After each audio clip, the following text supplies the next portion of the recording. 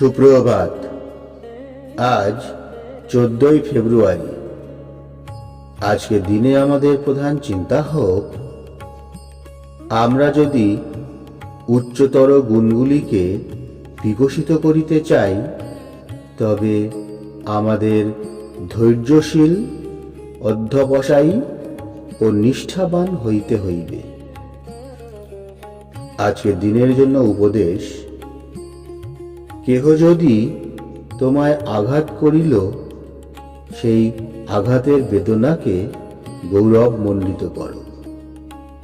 কৃতজ্ঞ হও যে তুমি এই সূত্রে তোমার নিষ্ঠা ও ভক্তি প্রমাণ করিবার এক সুযোগ পাইয়াছ। মানুষের শক্তি ও জ্ঞানের পরীক্ষা হয় এইভাবে।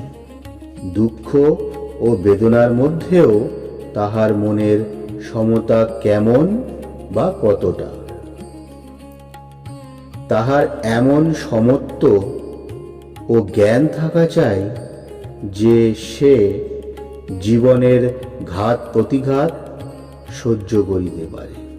আজকের দিনে আমরা প্রার্থনা করতে পারি, হে প্রভু, আমি যেন একাগ্র ভক্তি ও অবিচলিত বিশ্বাসের সহিত তোমার পথ অনুসরণ করিতে পারি।